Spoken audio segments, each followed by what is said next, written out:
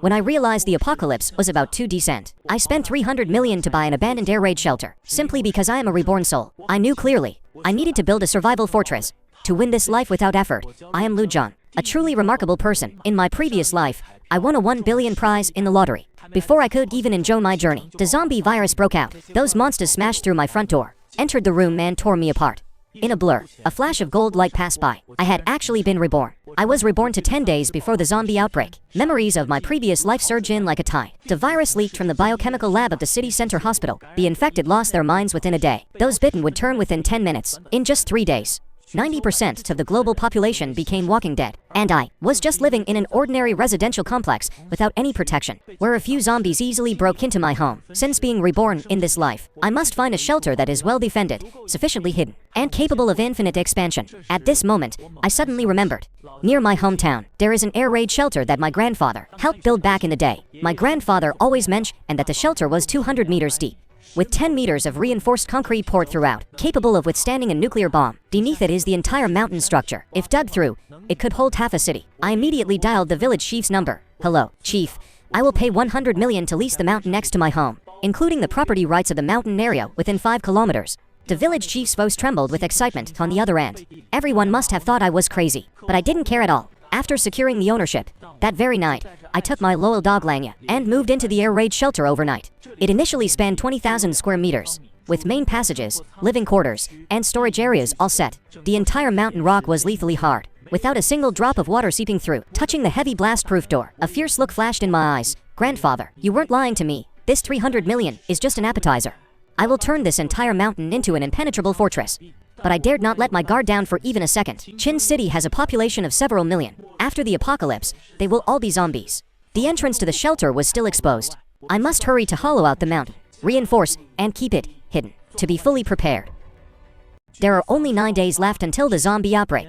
I used the 700 million remaining in my bank account to renovate the air raid shelter, building the ultimate Doomsday fortress. In my previous life, those low-rise, old residential complexes fell first. Zombies could break in without any effort. I would never repeat that mistake. I immediately drove to the largest building materials market and ordered 5,000 tons of high-strength specialty cement, 3,000 tons of ultra-hard granite, 2,000 bundles of thick alloy steel bars, paying in full, upfront, demanding everything be delivered within 3 days. To speed up the construction period, I offered 10 times the standard wage and recruited top engineering teams from all over the country, assembling a professional crew of 3,000 people, spending 200 million to require them to finish hollowing out the mountain within 5 days. Along with the expansion and the 4-layer defensive entrance modification, the construction plan was already etched in my mind, building 3 layers of camouflage outside the entrance, with vegetation and concrete bunkers, disguised as an abandoned quarry. The outer layer filled with sensor-activated landmine belts, adding a 1-2-3-meter thick layer behind the original blast door, a 30-meter high reinforced concrete defensive wall, embedded with 3 layers of specialty steel plating, with the wall base and both sides wired for a 100,000-volt high-voltage grid. The core operation involved hollowing out the heart of the mountain, expanding it into 100,000 square meters of interior space, divided into multi-level functional zones, with each level featuring an independent blast-proof isolation layer, forming a 5-tier depth of defense. Even with 100,000 zombies surrounding us, they won't be able to step a foot inside. The engineering team started working through the night. The tunneling machines and demolition equipment roared to life, with silent blasting technology ensuring the entire process was noiseless. At the same time, I started a frantic supply hoarding mode, starting with 50,000 pounds of wheat, 50,000 pounds of rice, 100,000 pounds of pork, beef, and lamb were all brought in. I spent 50 million from my budget to build 3 giant underground cold storage facilities at the base of the mountain to ensure sufficient storage capacity. I even bought out 3 major chain supermarket stores completely, tacking up all snacks, drinking water, and canned goods. This round alone cost me 500 million. Just as the supplies were arriving one after another, someone reported me for an authorized mountain modification. Thankfully, I had already used big money to pull strings and disguise the project as a national defense facility, so the construction schedule was not delayed for even a second. I spent a fortune to hollow out the entire mountain, just because the zombie tidal wave was coming soon. The project reached its 6th day. Most of the mountain hollowing work was complete. The new 500,000 square meter space was taking shape. The defensive wall at the entrance was also finished being poured, with the steel framework firmly embedded into the mountain rock. The engineering team was busily laying out the electric grid and installing the isolation doors. Looking at the 15-meter high, 3-meter thick defensive wall, along with the convincingly disguised abandoned quarry, my heart, which had been hanging, was finally completely at ease. This is truly a place where I can stay in my bedroom and be protected by an impenetrable fortress. Outside, hundreds of large cargo trucks were lined up in the hidden passage, A massive amount of food and water was being continuously transported underground. The line of trucks seemed endless. Langya ran around happily, surrounding the supply piles. Looking at these fully stocked reserves, I felt completely secure. With all of this, even if the apocalypse lasted for 10 years, Langya and I would never go hungry. I could just lay back and survive comfortably. But survival in the apocalypse is never just about food and water. I spent 20 million to directly buy out to large pharmacy chains and a medical device company. Anti-inflammatory drugs and first aid supplies and surgical equipment were all fully stocked. I cleared out a separate level as a medical cabin for proper storage, equipped with 3 small surgical tables and a full set of ICU equipment. The medical support from my bunker was completely maxed out. As for power for the fortress, in my previous life, on the 3rd day of the apocalypse, the power grid completely collapsed, but I had been fully prepared long ago. On the plateau at the top of the mountain, one installed 500 high-efficiency solar panels and 300 high-power diesel generators, with 20,000 barrels of diesel kept in reserve. And taking advantage of the mountain's natural wind tunnels, I installed 500 wind turbines, with 3 power supply systems working in redundancy, never-ending electricity and a fully upgraded ventilation system, using 20 sets of high-efficiency virus filtration devices, capable of blocking all viruses, with full-wall soundproof lining. Even if I held a concert inside the cave, not a single sound would be heard outside. Finally, I spent 50 million to purchase firearms from the black market, including rocket launchers and heavy artillery, maximizing both my survival security and offensive capabilities. When everything was settled, I glanced at my watch. There were only 24 hours left until the apocalypse descended. I spent 1 billion to hollow out the entire mountain and renovate the abandoned air raid shelter. Everyone thought I was crazy, but tomorrow, the world would be swallowed by the zombie tidal wave. On the final day of the Doomsday countdown, all construction projects were completed. I took the acceptance checklist and personally verified every item, without letting any details slip by. And what I cared about the most was the defensive strength of this fortress. To verify its effectiveness, I drove 3 heavy tanks, had just purchased, pressed the accelerators to the floor, and drove them full speed into the external defensive wall one by one, with deafening, thunderous bangs. The 3 tanks' front ends were totaled on the spot, but that 15-meter-high reinforced concrete wall remained completely unmoved, without even a single hairline crack. I couldn't help but laugh out loud. I was so satisfied with this level of protection, plus the landmine belt, the high-voltage electric grid, and the hidden entrance. Even if hundreds of thousands of zombies besieged us, they wouldn't be able to take a single step inside. Afterward, I completed the security system upgrade. Within a 5-kilometer radius around the mountain, I installed 2,000 hidden security cameras and supplemented them with 500 high-performance drones for reconnaissance and attack. The transportation and surveillance systems cover everything, with no blind spots within 5 kilometers inside or outside the fortress. Any movement or disturbance cannot escape my eyes. Every preparation is now fully ready. I slumped into the leather sofa in the living quarters. Who could have imagined that inside this hollowed-out mountain lies a luxurious setup comparable to a 7-star hotel? Inside the 2-story living quarters are spacious bedrooms and a bright living room, a fully equipped kitchen, and a small gym, having everything I need. I even, while hollowing out the mountain, unexpectedly discovered a natural underground hot spring and piped it directly into the living quarters, building an indoor swimming pool and a hot spring bath. I opened a bottle of top-tier red wine and looked at the Rolex on my wrist. With only 1 day left until the apocalypse breaks out, I stood outside the air raid shelter with Langya, watching the bustling city in the distance, feeling a wave of heartache. This is the last peaceful day for humanity. After tomorrow, this place will become a living hell. As the sun set, I returned to the air raid shelter with Langya, and just as I entered, I received news that someone was secretly inquiring about the shelter's renovations and had attempted to sneak into the construction site, but was stopped by security personnel and fled. My expression turned cold. It seems my Doomsday fortress has already been targeted by others. Since being reborn, I spent a fortune to hollow out the entire mountain, and the renovated abandoned air raid shelter will eventually become the strongest fortress to resist the apocalypse zombies. Over the past 7 days, I poured in all my financial resources and energy to build this mountain into a base that combines defense with survival and comfort all in one. I have hoarded enough supplies to last for 20 years. The facilities in the living quarters are comparable to a 7-star hotel, all waiting for the moment the apocalypse descends. Today, as I was lying on the bed in my luxury suite, a loud, sudden noise, earth-shaking, thunderous impact, and the sound of explosions came from afar, instantly waking me up. My blood surged straight to my head. I grabbed my high-powered binoculars and rushed to the hidden observation port at the top of the mountain, looking toward the city center 3 kilometers to the east, where thick smoke was billowing and flames were shooting into the sky. It was exactly the city center hospital where the virus first broke out. Through the binoculars, I clearly saw the hospital's research building suddenly undergo a violent explosion, with the towering flames swallowing the entire building. The scene was absolutely devastating. In my previous life, it was this very explosion that allowed the virus from the biochemical lab to fully leak, marking the beginning of the apocalypse. 1 minute later, a group of doctors in white coats screamed as they rushed out of the lab, running for their lives in a panic. And behind them, dozens of bloody, mangled, and limb-missing zombies were clawing and biting as they chased them out. The first wave of the virus was the most ferocious. The strength of these zombies and their speed far exceeded that of ordinary humans. Without any surprise, those doctors hadn't run 10 meters before they were tackled to the ground by zombies and bitten to death alive. 10 minutes later, these doctors who had died so tragically got up again with eerie movements, with cloudy eyes, and went roaring as they sprinted toward the city. I immediately rushed back to the living quarters. The real-time news on TV was already in total chaos. The footage showed smoke rising everywhere, buildings collapsing, and zombies chasing and biting humans wildly in the streets. The entire Chin City was stained red with blood. The news anchor's voice was filled with sobbing and trembling, reporting a 90% infection rate in the city. The next second, the signal was completely cut off, and the screen turned to static. In less than half a day, Chin City had completely fallen. The virus in this life was far more ferocious than in the last one. At this moment, the air raid shelter's monitor screen suddenly lit up with a red warning light. A piercing alarm sound echoed throughout the entire fortress, and my heart instantly jumped into my throat. Could the zombies have found this place so quickly? I immediately turned off the alarm, grabbed my gun, and rushed toward the monitoring room. That the scene on the screen made my pupils shrink, and the hair on my body stand on end. It actually wasn't zombies. I gripped the gun in my hand, with my knuckles turning white, staring intensely at the monitor screen. In the image, a dozen modified off-road vehicles were rolling over the wild grass, rushing toward the direction of the air raid shelter. Steel plates were welded onto the car bodies, and many gun barrels were poking out from the windows. It was the same group that tried to sneak into the construction site a few days ago. It hadn't even been half a day since the apocalypse began, and they had already fled from the city to the mountains. Clearly, they had long considered my fortress to be easy prey in this doomsday. I tapped my fingertip lightly on the console, locking down all the blast-proof isolation doors. The sensor system around the mountain perimeter was fully activated. The convoy stopped in front of the disguised quarry entrance. Over a dozen people jumped out of the cars, carrying guns and explosives, gesturing greedily toward the mountain, without noticing the landmine belt beneath their feet at all. The leader waved his hand, signaling his men to set the explosives.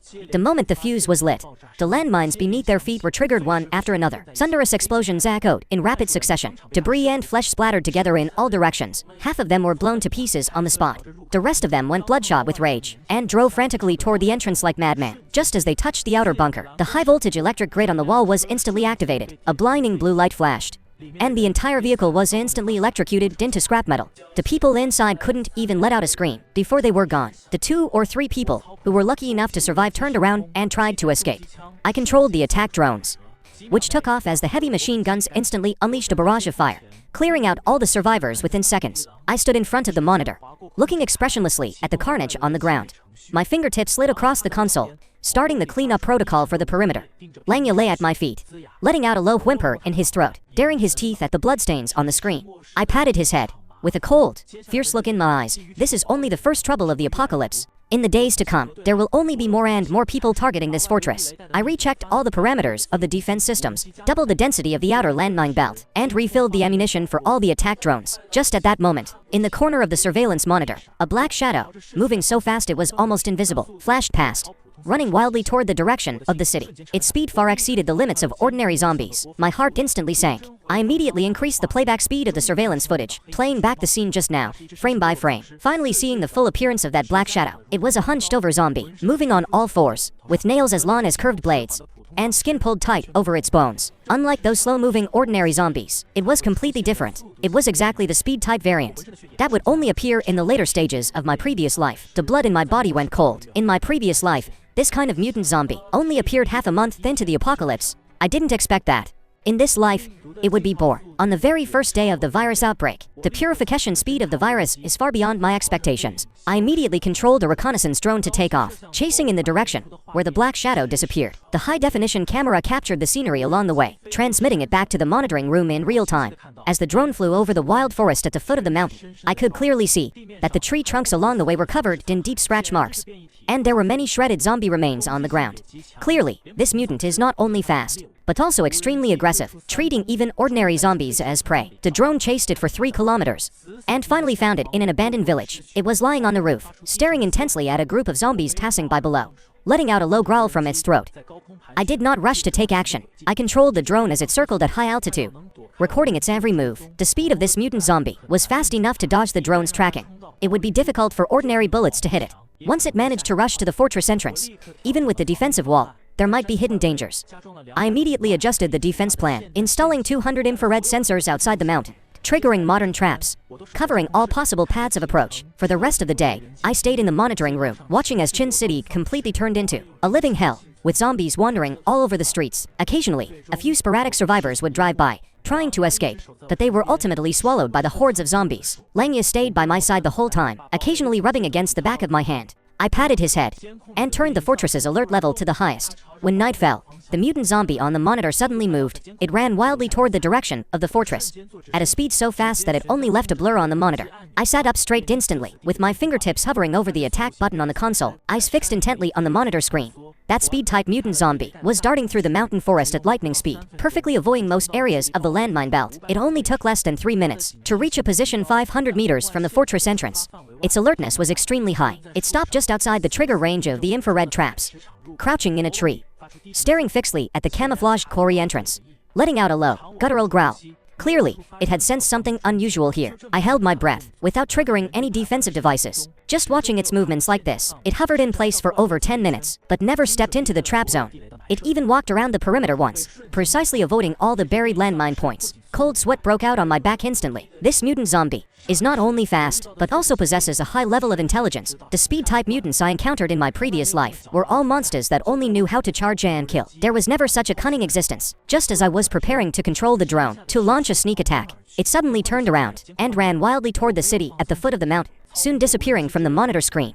I did not lower my guard, controlling the drone to chase after it, watching as it rushed into the hordes in the city center, tearing and biting through ordinary zombies along the way, finally burrowing into the ruins of the city center hospital. Only then did I let out a sigh of relief, leaning back in my chair with my fingertips trembling slightly. The existence of this mutant is like a ticking time bomb that could return to attack my fortress at any moment. I immediately initiated the second defense plan, making the engineering robots work through the night to add 2 more allo isolation doors outside the entrance, and on the rock face of the mountain, I installed over 100 high-definition night vision cameras to ensure that the entire mountain area has no surveillance blind spots. I also took out the anti-materiel sniper rifle hidden in the armory and set it up at the hidden observation port on the mountaintop. As long as that mutant appears again, I will be able to lock onto its location immediately. After finishing all of this, day had already broken.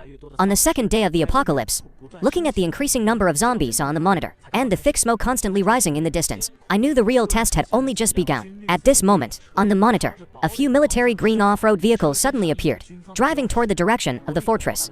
The vehicles were marked with military insignias. I immediately zoomed in on the monitor screen, staring intently at those military vehicles. The camouflage and military insignias on the vehicles were all intact. I could see people in military uniforms inside the windows, holding assault rifles. They looked like a legitimate military team.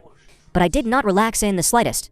In the early stages of the apocalypse in my previous life, many deserters impersonated regular soldiers, robbing survivors of their supplies under the guise of rescue, or even killing for money. I controlled the drone and followed them quietly. The high-definition camera showed the situation inside the cars very clearly. There were 12 people in total in the vehicles, all wearing military uniforms, but the uniforms looked brand new, without any traces of combat. Although the rifles in their hands were assault rifles, there was no ammunition in their magazines.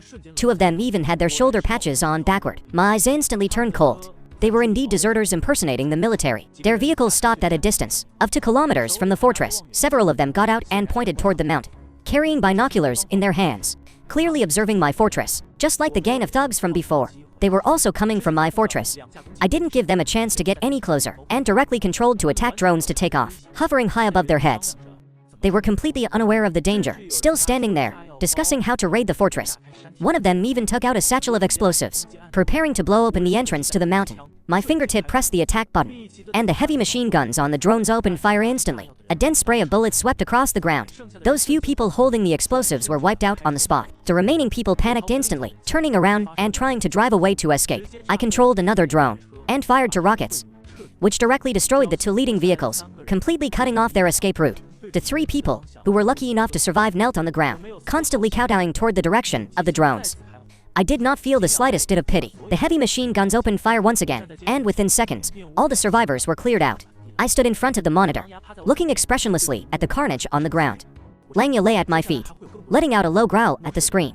I knew there would be more people like this in the apocalypse. The most terrifying thing in the apocalypse was never the zombies, but rather people who had lost their moral bottom line. I cleaned up all their vehicles and bodies completely, and added more obstacles and traps to the perimeter. Just then, I discovered that in the direction of the city center hospital, a huge mushroom cloud suddenly rose up. The entire city shook along with it.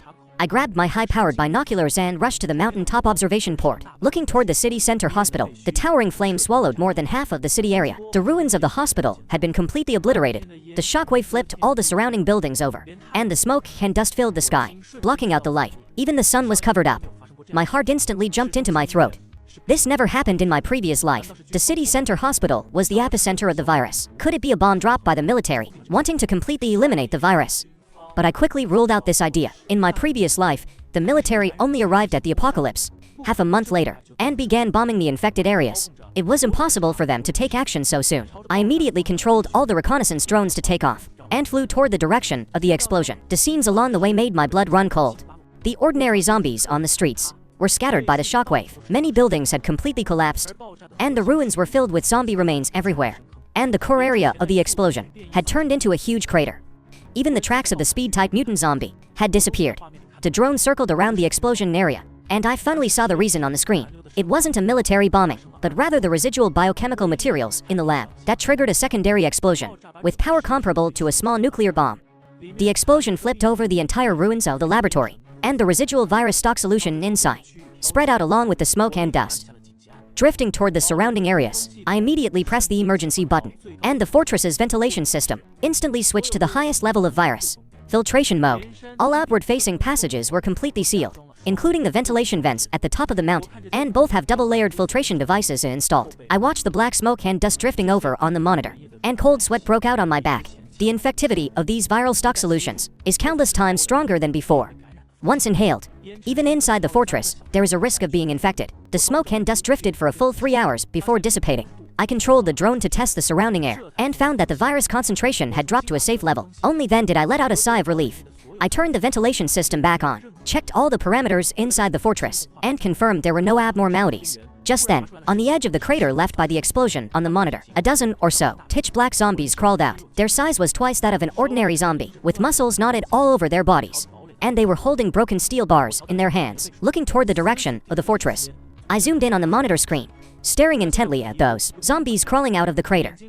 The skin of those zombies was like hardened armor, and their eyes glowed with a bright red light. Their limbs were as thick as tree trunks, and the ground vibrated slightly when they walked. They were exactly the strength-type mutant zombies that would only appear a month into the apocalypse in my previous life. The secondary explosion did not eliminate the virus, but instead spawned more mutants. My heart sank to the bottom. The defensive power of these strength-type mutant zombies is extremely strong. Ordinary bullets cannot penetrate their skin at all. Even ordinary explosives are hard to hurt them. In my previous life, I saw one such mutant that completely demolished a 3-story small building. I immediately activated the highest alert level for the fortress. All defense systems were fully activated. The trigger sensitivity of the landmine belt was turned to the maximum. The voltage of the electric grid was doubled.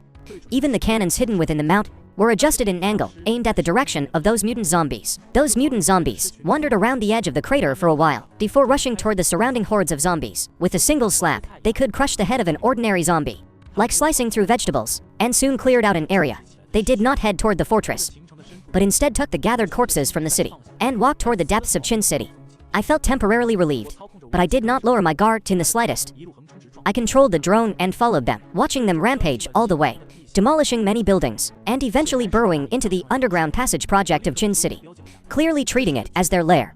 I immediately marked this location. This is a huge hidden danger. These mutants could rush out with a zombie nest at any time, threatening my fortress. I upgraded the fortress's defenses overnight. Outside the entrance, I added another 2-meter thick alloy steel plate, and on the rock wall of the mount, I installed 20 remote-controlled cannons, ensuring that even if a large-scale zombie tide strikes, I can handle it with ease. For the next few days, I stayed in the monitoring room, watching the situation in Chin City get worse and worse. The number of zombies was increasing, and new mutants were appearing one after another. Occasionally, a few sporadic survivors would flee toward the mountains. Most of them were caught and shredded by zombies. The few lucky ones who reached the vicinity of the fortress were also aiming for my fortress, and were all cleaned up by my defense systems. On the 7th day of the apocalypse, I was checking the supply inventory when the alarm in the monitoring room suddenly rang again. This time, all the monitors within 5 kilometers of the mountain triggered a red warning. The screen was densely packed with zombies. An endless tide of corpses was rushing toward the direction of the fortress. The blood in my body instantly surged to my head. Staring fixedly at the monitor screen, the screen was covered with zombies across the hills and plains, densely packed like a tide, flooding toward the mountain from the direction of Chin City, with a number of at least 100,000. At the lead were exactly those dozen or so strength-type mutant zombies that had crawled out from the explosive crater earlier. I immediately pressed the emergency lockdown button. All the blast doors of the fortress instantly locked tight, activating the 5-tier depth defense permissions. All weapon systems around the mountain perimeter entered a standby state, ready to fire. Langya stood by my side, with the fur on his body standing on end, letting out a fierce, low growl at the monitor screen. I patted his head, forcing myself to calm down.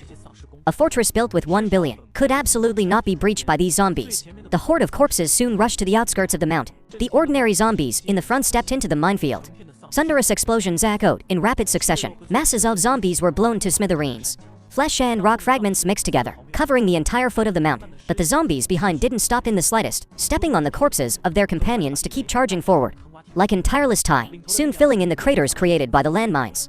The leading strength-type mutant zombies charged in the very front. They shattered the outer concrete layer with a single blow, rushing toward the direction of the defensive wall. I immediately pressed the fire button for the machine cannons. 20 remote-controlled cannons opened fire simultaneously. A dense barrage of armor-piercing shells swept across like rain.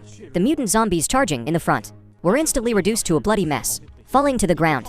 But the remaining mutant zombies did not retreat at all, charging forward through the artillery fire, and soon reached the defensive wall. They swung their thick arms and smashed them viciously against the reinforced concrete wall. Deafening sounds rang out one after another. The entire mountain was trembling slightly. Seeing the wall remain completely unmoved, my heart, which had been hanging, finally dropped. This wall, capable of withstanding a nuclear bomb, could not be smashed open by these mutant zombies. I controlled the cannons and fired high explosive shells at the mutant zombies beneath the wall. Explosions rang out one after another. The mutant zombies and massive swarms of ordinary zombies beneath the wall were instantly blasted into fragments. The high-voltage electric grid also activated instantly, causing the charging zombies to collapse in swaths, turning into charred remains. This defensive battle lasted for a full day and night, until the next morning, where the zombies beneath the mountain had piled into a small hill. The remaining zombies finally lost their momentum, turning around and heading back toward the city.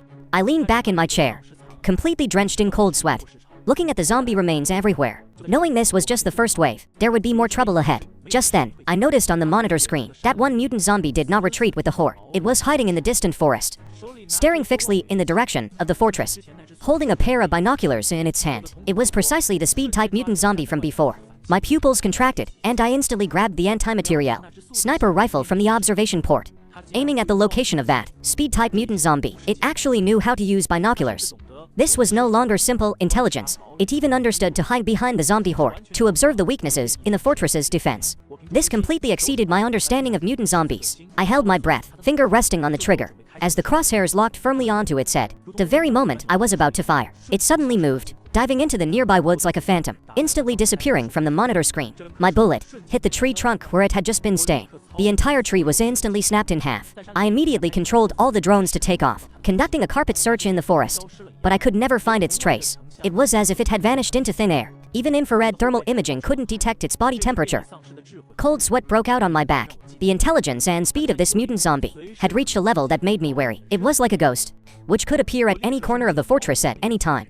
I immediately upgraded the internal defenses of the fortress, adding an independent lockdown system to every isolation chamber on each level. Even if it could truly break through the outer perimeter defenses, it would be impossible to storm into the core area of the fortress. I also arranged for Langya to be positioned in the isolation chamber at the entrance. His sense of smell is extremely keen, and he can detect any approach the very first moment it happens. Over the next few days, I stayed in the monitoring room, keeping a close eye on all the footage surrounding the mountain, but I never discovered any trace of that mutant zombie. It was as if it had vanished completely, not even among the hordes of corpses in the city center. I did not relax in the slightest. I knew very well that it had definitely not left. It was just hiding in the shadows, waiting to find a weakness in the fortress, to deliver a fatal blow to me. On the 10th day of the apocalypse, I was inspecting the ventilation system of the fortress, when I suddenly discovered that the ventilation vents at the base of the mountain had signs of being pried open.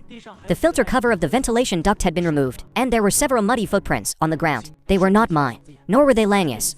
My heart instantly jumped into my throat. That mutant zombie had actually found the ventilation vent and crawled into the interior of the fortress. I immediately grabbed my gun and locked down all the isolation doors on the lower level, opening the surveillance feed for the ventilation ducts. The scene on the screen made the hair on my body stand on end. It wasn't just that mutant zombie in the ventilation duct. There were also two living human beings. I stared intensely at the surveillance feed of the ventilation duct. Every muscle in my body tensed up. The two living people, a man and a woman, were both wearing outdoor windbreakers, with hiking backpacks on their backs, and holding flashlights in their hands, crawling forward cautiously inside the ventilation duct. And that speed-type mutant zombie was following less than 5 meters behind them, like a cat playing with a mouse. not striking immediately, but staring fixedly at their backs. I understood in an instant. These two people were survivors who had escaped from the city. They had found the ventilation vents at the base of the mountain, trying to sneak into the fortress to take refuge. Little did they know they were being tracked by that mutant zombie, becoming its entry point into the fortress. If I opened the isolation door for these two people, it would take the opportunity to storm in. Even if I locked the isolation door, it could still follow these two people to find a weak point in the ventilation duct and break into the core area of the fortress. I did not hesitate in the slightest and pressed the button for the isolation valve in the ventilation duct. The heavy alloy valve slammed down instantly, dividing the ventilation duct into 3 sections. The 2 survivors were trapped in the frontmost section, while that mutant zombie was trapped in the section behind them with no way forward or back. The 2 people in the ventilation duct panicked instantly, beating frantically against the alloy valve, while the mutant zombie trapped in the isolation section slashed madly at the alloy valve with its claws. The shrill, screeching sound echoed through the ventilation duct. Deep scratch marks quickly appeared on the valve, but it remained unbreached. I immediately pressed the button to release poison gas into the isolated section.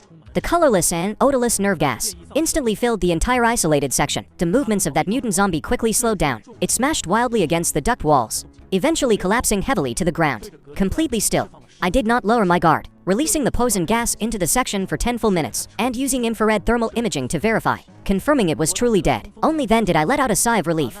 I opened the maintenance hatch of the ventilation duct and brought those 2 survivors to the isolation chamber at the entrance. They were both trembling uncontrollably, their faces filled with terror. I did not allow them to enter the core area of the fortress, simply providing them with some food and water, along with some weapons and supplies, and letting them rest for the night. Early the next morning, I sent them out of the fortress, pointing them toward a mountain path far away from the city, and left them to fend for themselves. I stood in front of the monitor, watching as their figures disappeared into the mountain forest, and expressionlessly closed the anti-theft door at the entrance. I know very well that in the apocalypse, being soft-hearted is a fatal weakness. This time, I let them go, but next time, I might not have such good luck. Just then, I received a strange radio signal. The intermittent sound coming through the signal was a rescue broadcast from the military. They had established an official survivor base on the outskirts of Chin City, and were calling for survivors in the surrounding area. I turned up the volume of the radio, listening carefully to the content of the broadcast. The broadcast stated that the military had established a survivor base at the military airport on the outskirts of Chin City, with comprehensive defensive and medical facilities, as well as abundant supplies. And they were calling for all survivors in the surrounding area to head to the base to gather. They also announced the coordinates and radio frequency of the base. In my previous life, the military did indeed establish a survivor base at the military airport of Chin City. That was the safest place in the entire surrounding area of Chin City, with regular military troops stationed there, and heavy weapon defenses. Even a large-scale zombie tide could not break through it.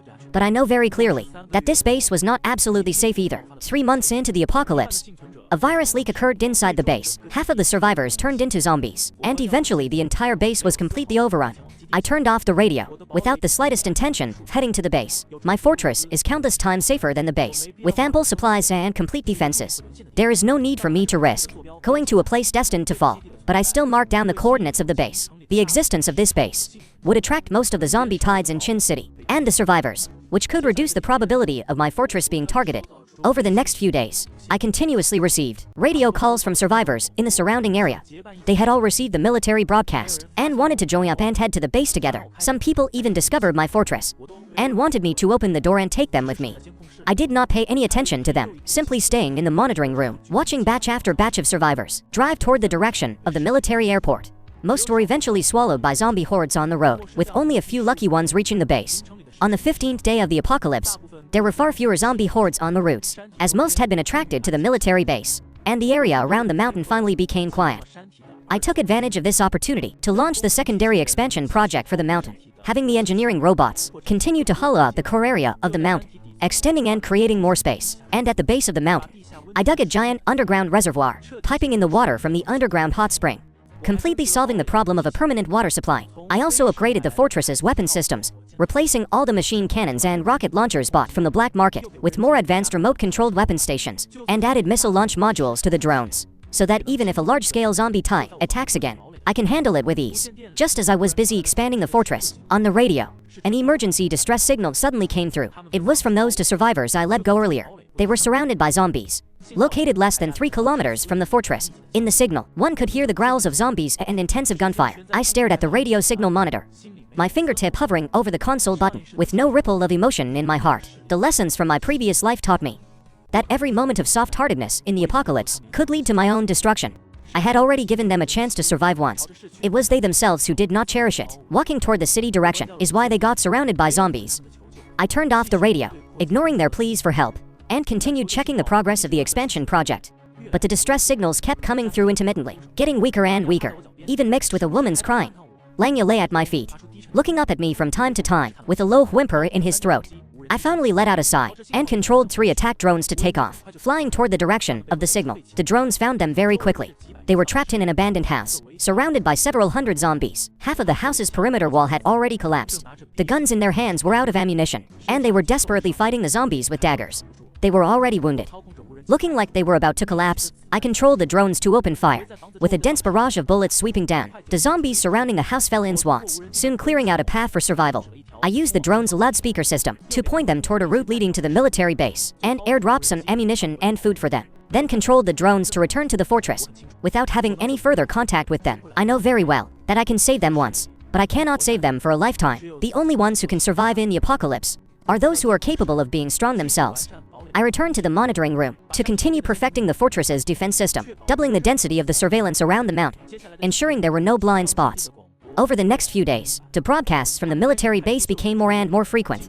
They started sending out rescue convoys to enter the city and search for survivors. The sounds of gunfire and explosions in the distance grew more numerous, and the zombie hordes were attracted to become more concentrated in the direction of the city center and the airport. My fortress became completely quiet, with no more zombies or survivors approaching.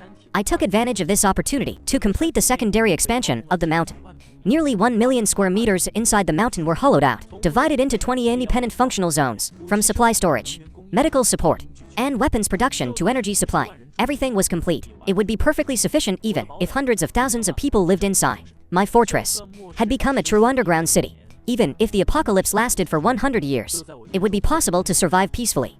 Just as I was verifying the expansion project, on the monitor screen, a dozen military helicopters suddenly appeared, flying toward the direction of the fortress, and quickly hovered above the mountain. I tensed my body instantly, grabbing the anti-aircraft missile launcher beside me, and staring intently at the helicopters on the monitor. They were military attack helicopters, 12 in total. The cannons and missiles on the fuselages were all in a state ready to fire, hovering less than 200 meters above the mountain.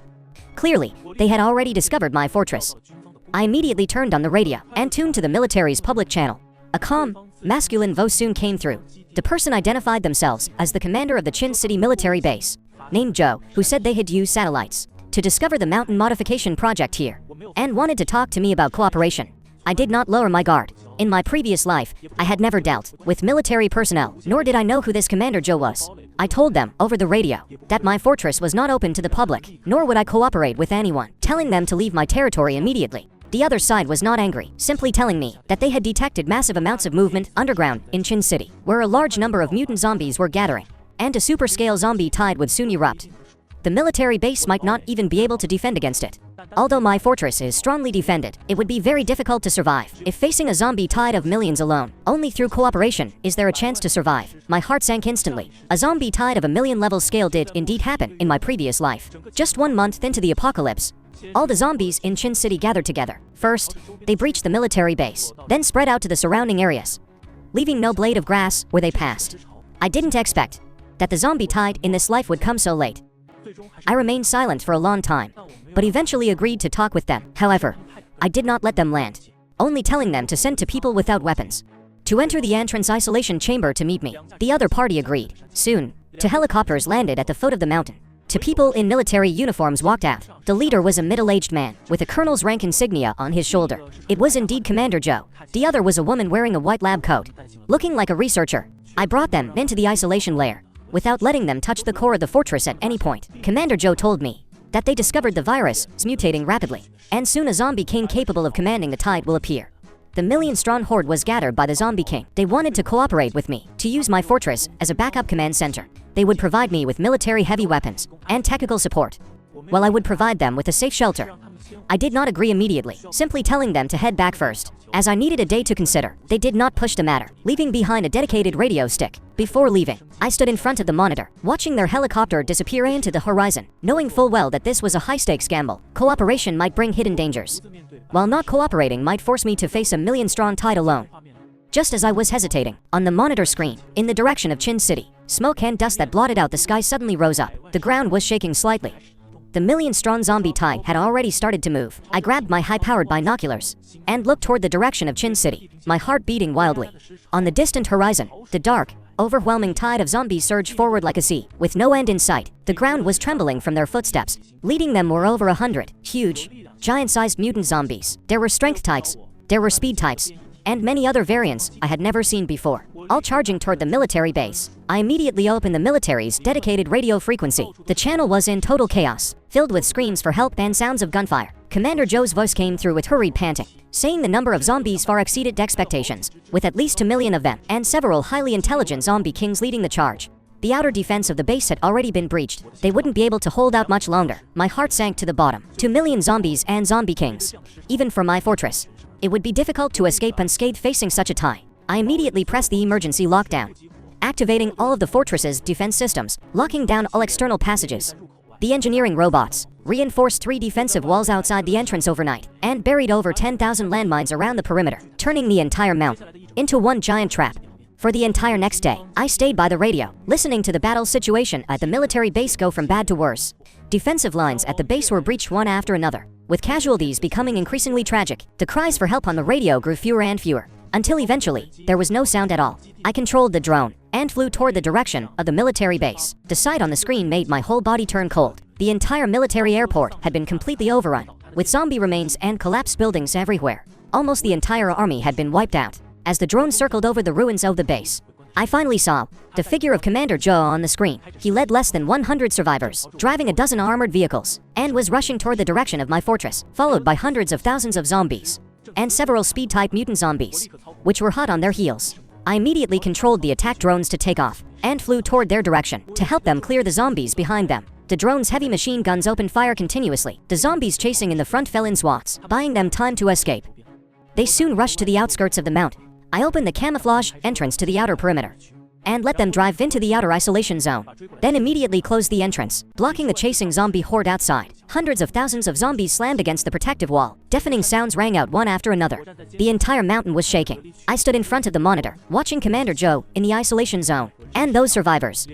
They were covered in wounds, their faces filled with exhaustion and terror. I knew that from this moment on, my fortress would no longer be a sanctuary for me alone. I did not let these survivors enter the core area of the fortress, simply arranging for them to stay in the outer isolation chamber, providing them with food, water, and medical supplies, letting them treat their wounds first, and rest and reorganize. Commander Joe led several officers to find me, with faces full of gratitude, saying that if I hadn't stepped in, all of them would have been buried in the zombie horde. I listened to his words expressionlessly, without any emotional stirring. I know very well that I saved them not because of soft-heartedness, but because they have military heavy weapons and technology, along with research materials on zombies and the virus. These things can make my fortress even more powerful to deal with the coming crises.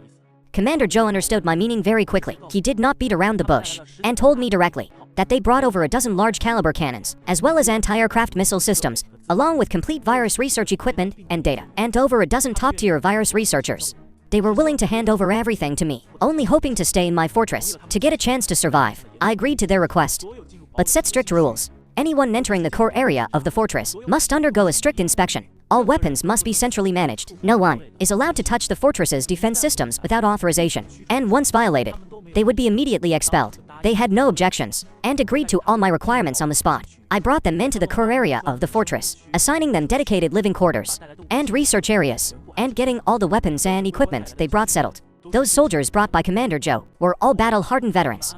I arranged for them to be stationed at the fortress's defensive posts to help me monitor the surrounding situation and operate the weapon systems. The defensive capabilities of the fortress instantly improved to a new level. Those virus researchers soon threw themselves into their work. Among the research materials they brought was the complete gene sequence of the virus, as well as research data on the mutants, and even a preliminary development plan for a vaccine. In my previous life, it was half a year into the apocalypse before anyone started researching a virus vaccine. I didn't expect that in this life. The military had already started research and development work long ago. In the next few days, the zombie tide outside the mountain never dispersed. Hundreds of thousands of zombies kept crashing against the mountain. Although the protective wall didn't budge, it still brought us no small amount of pressure. Commander Joe and I joined hands to formulate a cleanup plan, using artillery and drones to clear out the surrounding zombie horde bit by bit, which took a full week, and finally completely cleared the zombies around the mountain. Just when we thought we could finally breathe a sigh of relief, The researchers in the research zone suddenly sent an urgent message. They discovered while testing the virus samples that the virus had mutated once again. The new mutant strain can spread through the air and has an incubation period of up to 3 days. Even inside the fortress, there is a risk of being infected. When I rushed into the research zone, all the researchers were wearing protective suits, with pale faces gathered around the experimental table. The lead female researcher, who came with Commander Joe earlier, Dr. Lin, held the test report with trembling hands and told me the new mutated virus was released during the secondary explosion of the laboratory earlier. It is dozens of times more infectious than before. It can spread through the air, and even skin contact carries a risk of infection. Cold sweat broke out on my back instantly. A virus that can spread through the air means that even if we hide in the fortress, as long as one person is infected, the entire fortress will be completely overrun. I immediately pressed the emergency isolation button. Every area of the entire fortress was independently isolated. The ventilation system was switched to the highest level circulation filtration mode. All outward-facing passages were completely sealed. Not even a trace of air could flow in. One immediately organized everyone to undergo a comprehensive physical examination. Whether they were soldiers or researchers, or even myself, we all had to have our blood tested to confirm if anyone was infected. The test results came out very quickly. Everyone was negative. No one was infected. The heart that had been hanging finally dropped. But Dr. Lin told me that there is a 3-day incubation period. The current test results do not mean it will still be safe after 3 days. I did not relax in the slightest, and immediately established strict epidemic prevention rules. Everyone must wear protective masks. Gathering is not allowed. And body temperature checks and blood tests must be done every day. Once any abnormality appears, they will be isolated immediately. I also completely renovated the fortress's medical cabin, converting it into an isolation ward, preparing sufficient medical equipment and medicine to deal with any possible infections. Over the next 3 days, the entire fortress was in a state of high alert. Everyone stayed in their own rooms, not daring to be the least bit careless. I guarded the research zone every day, watching Dr. Lin and the researchers researching the virus day and night, developing corresponding vaccines and protective medicine. The 3-day incubation period soon passed. Everyone's test results remained negative. No one was infected. We finally made it through the crisis. Dr. Lin's research also had a breakthrough. She discovered that although the virus can spread through the air, in an environment with ultraviolet rays and high heat, it would soon lose its activity. Furthermore, our ventilation systems, high-efficiency filtration devices, can completely block the virus particles. As long as the ventilation system is kept running normally, there will be no risk of infection. She also developed corresponding antiviral medicine, which can effectively inhibit the replication of the virus in the body. Even if infected, it can greatly increase the survival rate. My heart finally completely dropped, and I leaned against the wall, breathing a long sigh of relief. Just then, an emergency alarm suddenly sounded in the monitoring room. The monitors around the mountain triggered a red warning again. This time it was not a zombie time, but over a dozen modified armored vehicles charging toward the direction of the fortress. Printed on the car bodies was a skull logo, charging toward the direction of the fortress. Printed on the car bodies was a skull logo. They are the notorious survivor gang from my previous life, the Black Skull Gang. I stared fixedly at the monitor screen with a cold gaze. The Black Skull Gang was the most ruthless survivor gang around Chin City in my previous life. They burned, killed, and looted, committing every evil act imaginable. I don't know how many survivors' bases were ransacked by them, and everyone inside was brutally murdered. I didn't expect that in this life they would actually target our fortress. The convoy quickly rushed to the outskirts of the mountain and stopped in front of the defensive wall. The door of the lead armored vehicle opened. A burly man covered in skull tattoos walked out, holding an assault rifle in his hand, and fired wildly toward the direction of the defensive wall. The bullets hit the concrete wall, leaving only shallow, faint marks. He was followed by hundreds of armed thugs, each one looking fierce and vicious, with greed written all over their faces. I turned on the external broadcast system, ordering them to leave my territory immediately, or else I would kill them without mercy. The burly man was not scared at all. Instead, he laughed out loud and shouted at the broadcast, demanding I open the door immediately and hand over all supplies and women, or else they would use explosives to blow open my fortress and kill everyone inside.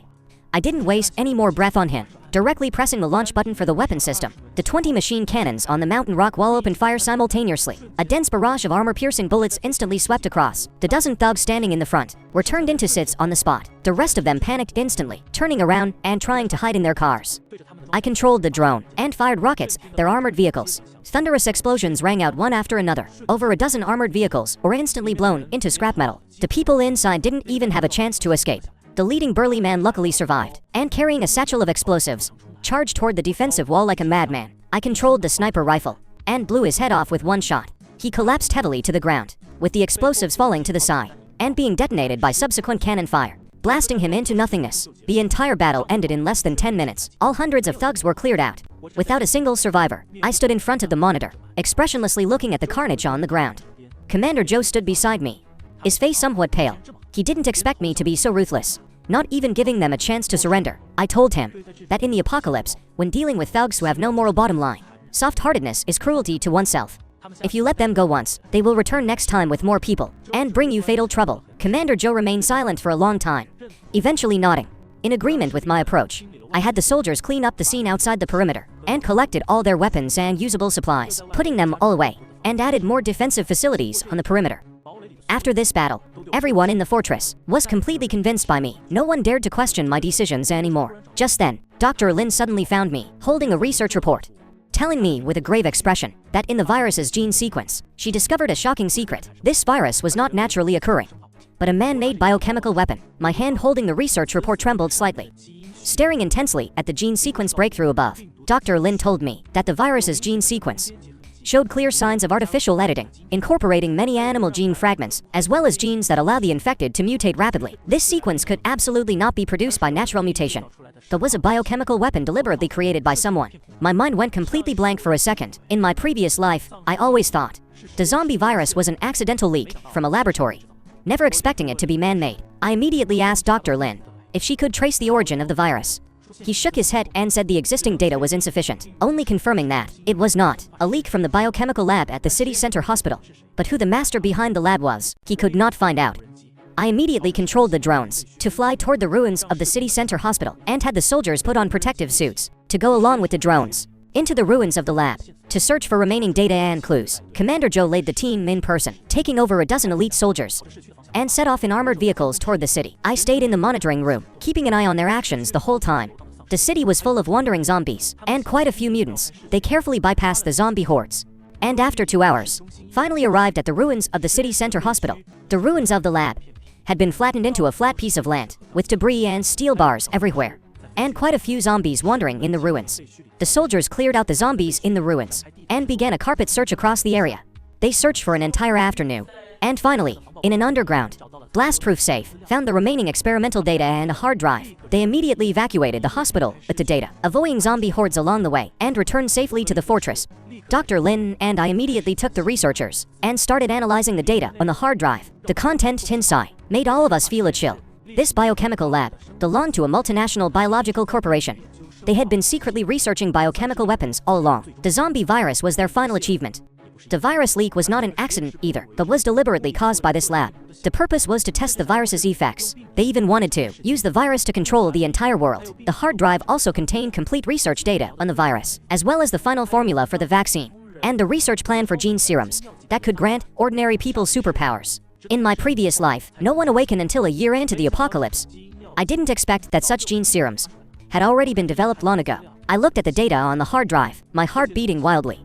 These things are enough to change the entire landscape of the apocalypse. Just then, the fortress's radio suddenly received an encrypted signal. The person on the signal claimed to be from that biological corporation.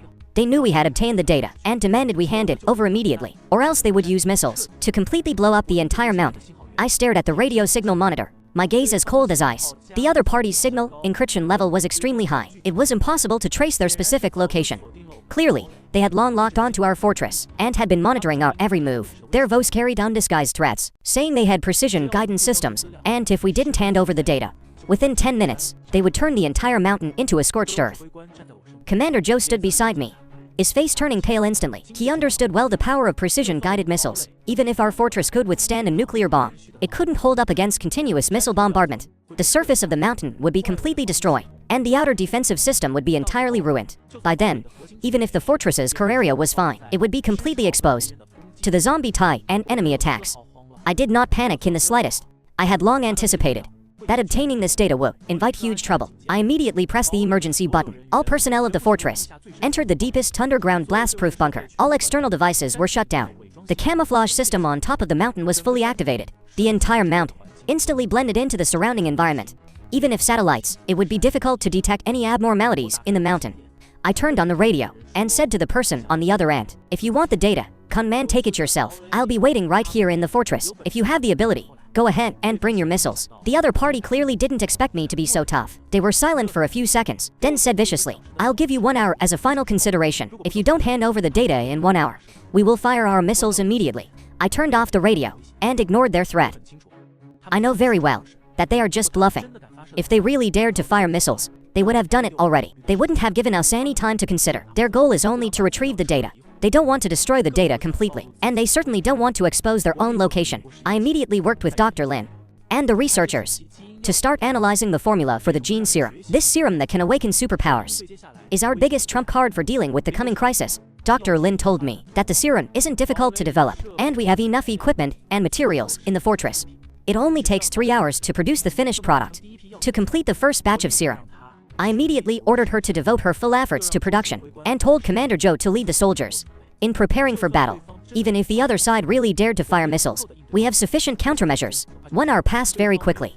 They did not fire any missiles, and told me with excitement, over the radio, that there was no longer any sound from them. They were indeed bluffing. I sighed in relief, leaning back in my chair. Just then, Dr. Lin suddenly rushed into the monitoring room, holding a blue vial of serum in her hand. The first batch of gene serum had been successfully produced. I took that blue vial of gene serum, my fingertips trembling slightly. Under the light, the serum glowed with a faint blue light. It looked completely ordinary, yet it could grant people superpowers beyond the norm. This is something countless people dreamed of in my previous life. Dr. Lin told me that this serum can activate human potential, allowing one to awaken internal superpowers. But the success rate is only 30%. Those who fail will be infected by the virus in the serum and turn into zombies. Commander Zhou stood to the side, his expression solemn. He advised me not to take the risk. Even if the success rate is 30%, the risk is just too high. If I fail, the consequences would be unimaginable. I shook my head. I know very well that to survive in the apocalypse, one must possess sufficient strength. That mysterious biological corporation and the increasingly powerful mutant zombies are forcing me to become stronger. I did not hesitate in the slightest, picked up the syringe, and injected the gene serum into my own body. The moment the serum entered my body, a heart-wrenching, intense pain spread throughout my body. My veins instantly bulged. The skin all over my body turned bright red. My body temperature rose rapidly, and I started feeling cold. Phantoms of zombies kept appearing before my eyes, and I couldn't help but let out a low growl from my throat. Langya lay at my feet, nudging my hand anxiously, whimpering in his throat. Commander Zhou and Dr. Lin were both watching me nervously, with sedatives and antiviral medication in their hands, in case one showed any signs of mutation, to take immediate action. The intense pain lasted for half an hour. I felt like my body had been torn apart, and then pieced back together again. Just when I was about to collapse, a warm current suddenly spread throughout my entire body. All the intense pain disappeared instantly. My consciousness became incredibly clear. My body was filled with power, and my senses became incredibly sharp. I could even hear, from hundreds of meters away, the sound of an ant crawling across the ground. I succeeded. I have awakened an ability. I tried to raise my hand and focus my attention, and the metal table in front of me was instantly lifted up by an invisible force, suspended in midair. My ability is telekinesis, allowing me to control everything around me. In my previous life, this ability was one of the top-tier powers, which only a very small number of people could awaken. Commander Zhou and Dr. Lin were both stunned, looking at me with faces full of disbelief. I controlled the floating table and placed it gently on the ground. Feeling the endless power within my body, I couldn't help but laugh out loud. With this kind of power, even facing a zombie king, I have the strength to put up a fight, no longer having to rely solely on the fortress defenses. For passive defense, over the next few days, many of the soldiers and researchers in the fortress voluntarily injected themselves with the gene serum, and over a dozen people successfully awakened abilities, some with strength enhancement, some with speed enhancement, and some with fire or water control. The overall strength of the fortress improved significantly. Just when we thought that everything was developing in a good direction, on the monitor screen, in the direction of Qin City, a giant zombie, the size of a small mountain, suddenly appeared. It could flatten a high-rise building with a single slap, and it was leading a sky-covering zombie tie, walking toward the direction of the fortress. I grabbed my high-powered binoculars and looked toward the direction of Qin City, my heart beating wildly. That giant zombie was over 50 meters tall, its skin like hardened steel, with countless thick tentacles growing on its body. Every step it took made the ground shake violently. It was exactly the zombie king that would only appear half a year into the apocalypse in my previous life, and the strongest mutation in the entire region. Behind it followed over 3 million zombies, densely packed like a tie, with no end in sight. The entire horizon was covered in dark masses of zombie hordes. Even the sun was covered up. The zombie king's 50-meter tall body was like a moving mountain, with every step it took, making the ground crack with spider web-like gullies. The 3 million zombie tide followed closely behind. The dark, overwhelming tide instantly swallowed the abandoned village at the foot of the mountain, even blocking out the sunlight completely. I stood at the top observation port as my telekinesis instantly covered the area like an invisible tie, controlling the mountain. 20 remote-controlled cannons on the rock wall turned simultaneously, Armor-piercing shells, accompanied by shrill-piercing sounds, fired wildly toward the most densely packed area of the zombie horde. Masses of zombies were blasted into fragments, with dark green filthy blood flowing like a stream. But the zombie horde behind kept charging forward, stepping on the corpses of their companions, without any fear. The Zombie King's giant tentacle swung violently. The tentacle, several meters in diameter, brought with it a gust of wind, instantly shattering the outer 3-meter-thick defensive wall, with steel and concrete flying like copper foil. Several patrolling soldiers were struck by flying debris, falling to the ground on the spot. Li Rui, who had awakened fire control, immediately rushed forward, with both hands spewing meters-high scorching flames, temporarily blocking the zombie tide's advance, while I concentrated my telekinesis, gathering scattered steel bars, cement blocks, and abandoned steel beams, condensing them into dozens of giant, tens of meters long spikes, and thrusting them viciously at the Zombie King's tentacles. The moment the spikes pierced the tough skin, dark green blood gushed out. The Zombie King let out a deafening roar. But its offensive did not diminish at all. Another tentacle-covered Din Thorns was already reaching out to grab the core defensive wall. The Zombie King's giant tentacle, and smashed it viciously against the core defensive wall. The entire mountain trembled violently. Spiderweb-like cracks instantly appeared on the wall's surface, as quite a few rock fragments fell from the cliff face to the ground, producing muffled thuds. My heart tightened. Not daring to hesitate for even a second, I went all out with my telekinesis, remotely controlling the 3 giant floodgates of the underground reservoir to open simultaneously. Tens of thousands of cubic meters of freezing lake water, along with the previously stockpiled industrial ice blocks, instantly formed a wall of copper and iron, dozens of meters high outside the mountain perimeter. The Zombie King's tentacle smashed against the ice wall again, which successfully thwarted its move. Just then, the red alarm in the monitoring room suddenly blared sharply. The screen displayed 3 modified helicopters skimming low over the mountain forest. The fuselage bore the skull insignia of the Black Skull Gang, and the explosive packs hanging under the wings were clearly active. I sneered, diverting a portion of my telekinesis to reach out through the air, like an invisible giant hand, tearing the rotors off the helicopters viciously. The 3 helicopters instantly spun out of control, crashing into the zombie horde, triggering a chain reaction of explosions that blasted a massive number of zombies to death. Meanwhile, Dr. Lin, accompanied by 2 researchers, rushed over, gasping for breath, carrying a glass syringe filled with a specially prepared viral serum. This serum was crafted from the Zombie King's blood, and an improved version of the previous vaccine formula. I immediately controlled the syringe to ascend, using the thick smoke from the explosion as cover, to precisely evade the tentacles the Zombie King was flailing about, and plunged it viciously into the wound on its tentacle that had been cut by the spikes earlier. The specially made virus serum shot into the Zombie King's bloodstream, spreading rapidly. Its movement slowed significantly, accompanied by a roar. Yet just as we thought we had secured victory, the Zombie King suddenly looked up and let out a deafening roar, its muscles bulging and expanding madly, its already massive body becoming even thicker. The viral serum hadn't killed it, but instead stimulated it into an ultimate evolutionary state. The evolved Zombie King became even more ferocious. Its 6 giant tentacles lashed out wildly at the mountain, and the defensive walls that were barely holding up collapsed one after another. Rubble mixed with zombies flooded into the outer isolation zone. A few soldiers who couldn't retreat in time were surrounded by the horde. The situation was critical. Zhao Kai, who had awakened speed abilities, instantly transformed into a blur of color, darting through the zombie horde at high speed, with the military dagger in his hand, precisely slicing through the skulls of zombies to rescue the trapped soldiers. The strength-type ability users worked together to host several heavy giant steel beams, bracing firmly against the crumbling rock wall, to buy time for the personnel in the core area. I took a deep breath, condensing all the telekinetic power in my body into a 100-meter-long energy spear. Behind me, the fire control ability user Li Rui and water control ability user Wang Da exerted their power simultaneously. Blazing flames and flowing water streams entwined around the spear, forming a terrifying energy entity of intertwined ice and fire. I stared at the top of the Zombie King's head, at its constantly pulsing energy core. Clenching my teeth to concentrate all my mental power, I suddenly thrust the energy spear forward. The energy spear pierced through layers of zombie and tentacle obstructions, like a falling meteor, ramming viciously into the core of the Zombie King. The instant the energy core was pierced, it went completely limp. The 3 million-strong zombie horde instantly fell into chaos, being cleared out one by one by the firepower net we had already laid out. But before we could even catch our breath, suddenly, over a dozen armed helicopters with strange liveries appeared. A dozen men in black combat gear, with powerful auras jumped down, led by an ability user wielding a lightning whip. With a flick in midair, he instantly destroyed it to remote-controlled machine cannons. The wall was charred black and breached by lightning. I immediately pushed my telekinesis to take off, and the invisible telekinetic barrier collided violently with the opponent's lightning. In the moment of crisis, intense gunfire suddenly came from the distance, along with the roar of armored vehicles that couple of survivors had actually brought back. the remaining military forces from the base. I seized this excellent opportunity, distracted while they were being flanked from both sides. I instantly shattered the lightning field of the leader and pierced his shoulder from a distance. Seeing the situation turn against them, the men in black tried to board their aircraft to retreat, but their escape route was blocked by our anti-aircraft fire and the tank cannons of the military forces. Eventually, they were all wiped out. I stood atop the fortress. My heart was incredibly resolute. This fortress, which I spent my entire life's effort to build, not only withstood the siege of the zombie tide and the enemy, but will also become the core of human congregation. In the apocalypse, I will lead everyone to reinforce the fortress, develop more vaccines and power-enhancing serums, making this a land of hope for rebuilding civilization.